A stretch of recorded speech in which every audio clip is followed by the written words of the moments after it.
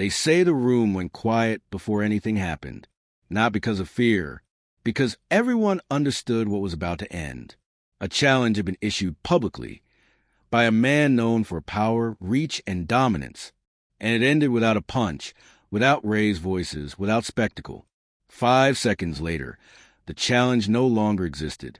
What remained was silence and a lesson that followed both men for years. No one present ever explained how it happened the same way. Only that, after that moment, no one asked the question again. The room itself is difficult to describe because witnesses remembered different details. Some recalled bright overhead lights. Others remembered shadow corners and folding chairs pressed too close together. What they agreed on was a feeling, not anticipation, not excitement, but a kind of quiet alertness that came from being in the presence of reputations. This was a period when physical mastery was still tested in person, not through online clips, not through formal announcements, but through proximity. A raised eyebrow, a question asked too loudly, a pause held just a second longer than necessary. In those years, martial authority was fragile. It was earned through demonstration, protected through restraint, and constantly challenged by those who misunderstood what silence meant. If someone spoke little, others assumed there was something to expose. Bruce Lee existed in that environment as an anomaly. He did not fit neatly into any category people recognized. He was not a tournament champion in the traditional sense. He did not advertise his methods. He moved between film sets, private training spaces, and small gatherings where few cameras were present. This ambiguity unsettled people. Across the cultural landscape stood Muhammad Ali, a man whose authority was unmistakable and public. Ali's dominance was visible, measurable, and spoken aloud. His confidence filled rooms before he entered them. His victories were counted, replayed, and celebrated in slow motion. At the time, comparisons between disciplines were common and careless. Boxing versus karate, speed versus power, reach versus technique. These arguments rarely involved practitioners speaking to one another. They were conversations held by observers, fans, and intermediaries who needed contrast to create interest. Eventually, such conversations stopped being theoretical. Witnesses later said the challenge did not arrive dramatically. There was no formal announcement, no squared stance, no countdown. It came the way many challenges do, through implication, through a remark that suggested hierarchy, through a question framed as curiosity but carrying expectation. The room sensed it immediately. What mattered most was not who spoke, but who did not respond right away. In moments like these, silence often acts as an accelerant.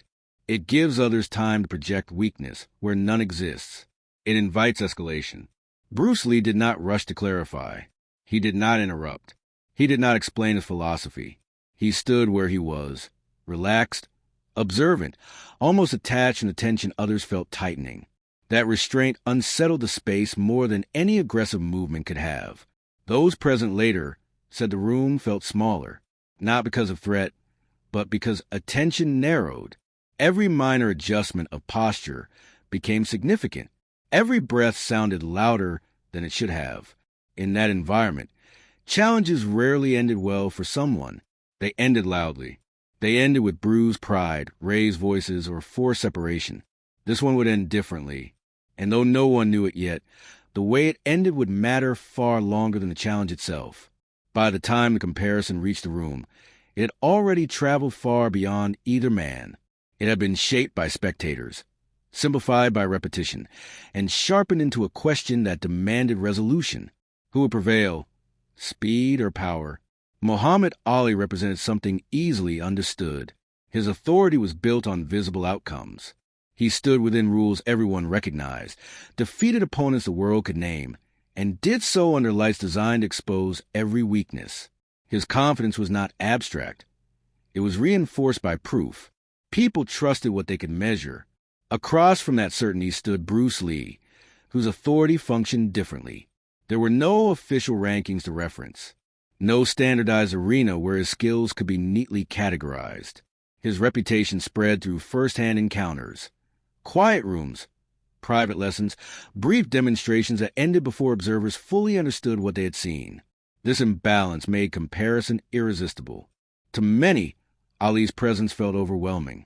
His reach alone suggested dominance. His timing, refined through years of professional combat, gave the impression that nothing could close distance quickly enough to matter. In public imagination, he already occupied the highest tier of physical capability. Bruce Lee did not challenge that image. He never positioned himself as a rival, never argued for superiority. He spoke about efficiency, not victory, about understanding movement rather than overpowering it. But these distinctions were subtle, and subtlety rarely survives when filtered through crowd logic. Witnesses recall that when the comparison surfaced, Ali remained relaxed. There was no need to assert control. His reputation did that work for him. He was accustomed to challenges being resolved in his favor before they were fully formed. Bruce Lee's response was different, not dismissive, not defensive. He listened. Those watching expected friction, two dominant figures testing space, posture, tone. Instead, they saw restraint meeting confidence without collision. The tension came not from hostility, but from asymmetry. One man carried visible authority. The other carried something harder to define. It was this imbalance that made the moment unstable. Because when authority is obvious, it invites scrutiny. And when mastery is quiet, it is often mistaken for absence. The challenge, when it finally took shape, did not feel hostile. It felt inevitable, like a question that had been asked too many times to remain unanswered. The room leaned toward resolution, not spectacle. What no one realized yet was that resolution would not come through dominance. It would come through clarification. And clarification, in this case, would take only seconds. Those who were present later struggled to recall the exact wording, not because it was complex, but because it was ordinary. Challenges of that kind rarely arrive dressed as threats. They come as questions, framed casually, delivered with a half-smile, offered as conversation rather than confrontation. That was how this one entered the room. The tone mattered more than the words. It was not loud. It did not demand attention. It assumed it. When Muhammad Ali spoke, the room adjusted instinctively. Chairs shifted. A few people leaned back, others forward. Not out of fear, but habit. His voice carried the weight of arenas, microphones, and victories echoed by crowds. The implication was simple. Comparison required confirmation. No one expected escalation. They expected posture, perhaps a verbal exchange, maybe a brief demonstration, something symbolic, enough to settle curiosity without crossing lines. What they did not expect was how quickly the atmosphere would change. Bruce Lee did not answer immediately. He did not clarify intention or redirect the conversation. He allowed the words to sit in the air longer than was comfortable, long enough for people to begin interpreting his silence on his behalf. Some assumed hesitation. Others assumed calculation. Witnesses later said that during those seconds, Bruce Lee appeared unusually relaxed. His posture did not stiffen. His expression did not sharpen. If anything, he seemed more present, more attentive to space, distance, and movement than to the people watching. The room mistook that calm for uncertainty.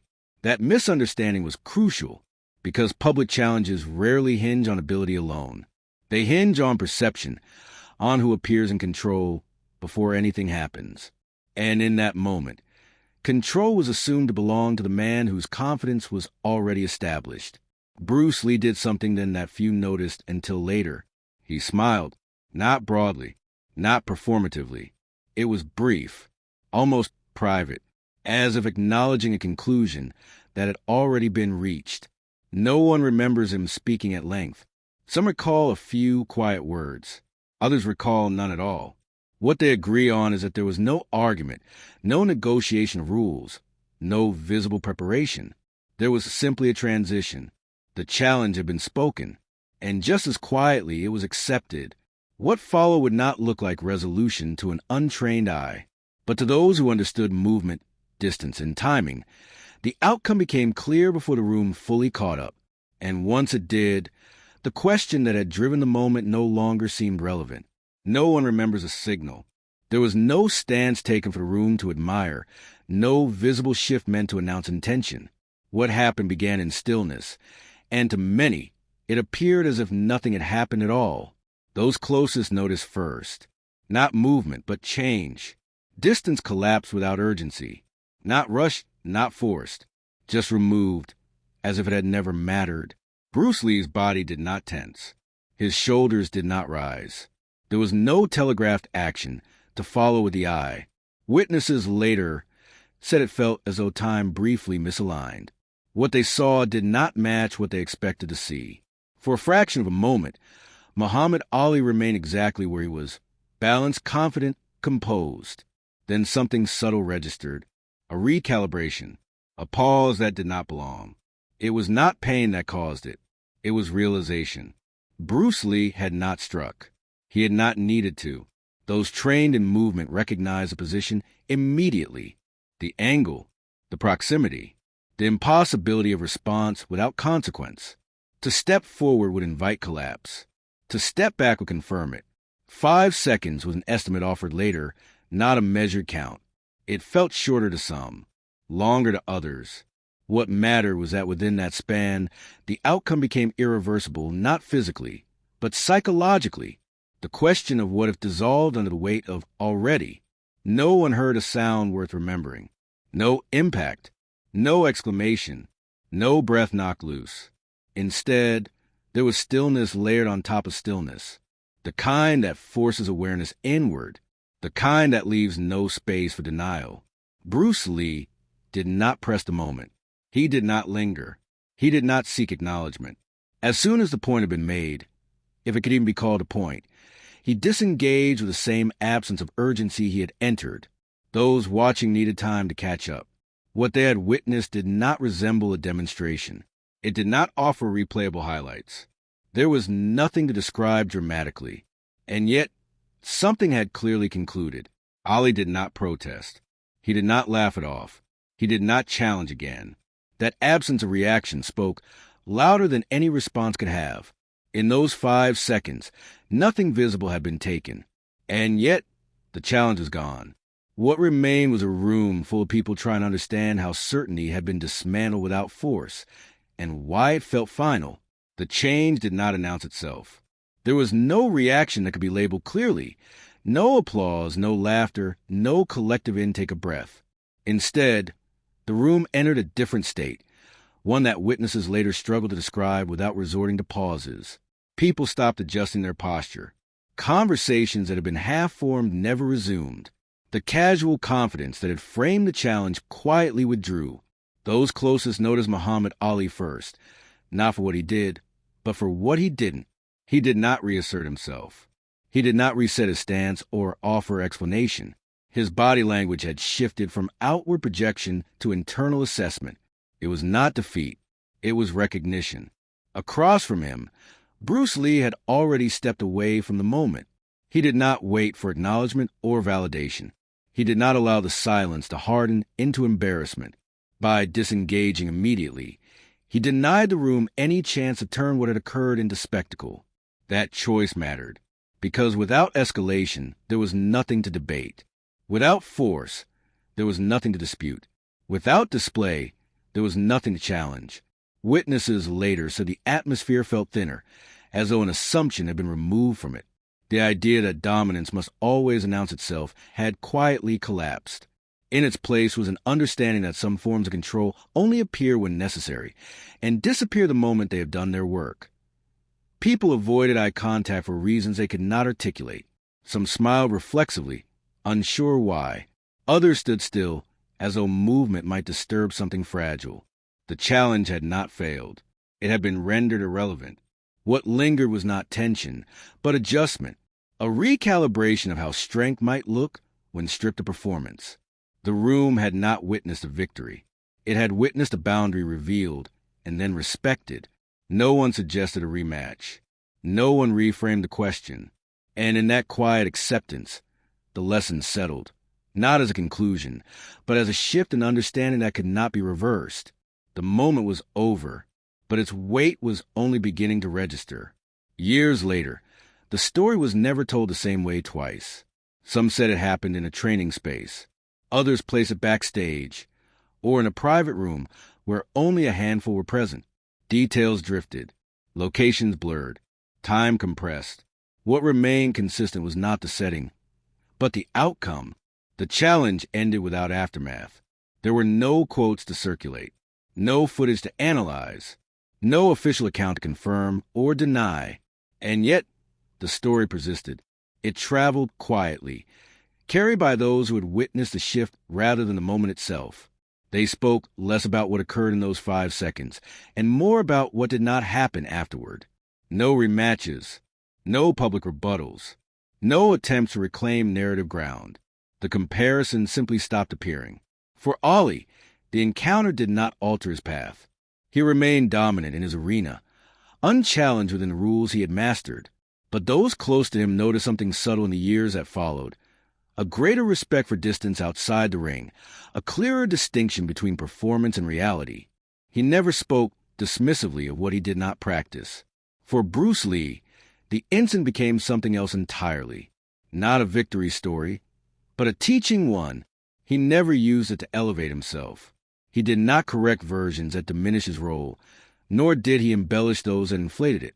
When asked indirectly, he redirected. When pressed, he smiled and returned to training. Those who studied under him later said this was consistent. Efficiency over expression. Resolution without residue. The story endured because it resisted ownership. No one could claim it fully. Not the witnesses, not the admirers, not even the men at its center. It belonged instead to a principle that revealed itself briefly and then withdrew. That principle shaped how later generations spoke about mastery, not as something proven through domination, but as something revealed through restraint, not as victory over another, but as clarity within oneself. The absence of force became the point. The silence became the lesson. Decades on, when the story surfaced, it was never told loudly. It was shared in quiet rooms, after training sessions, between instructors and students who had learned to listen more than they spoke. And often it ended the same way, with a pause, with a nod, with no attempt to explain further. Because some demonstrations are complete the moment they end, and any effort to extend them only weakens what made them lasting. The room where it happened is gone now. The witnesses have aged. The world has changed. But the silence that followed those 5 seconds still carries. And those who understand it never ask the question again.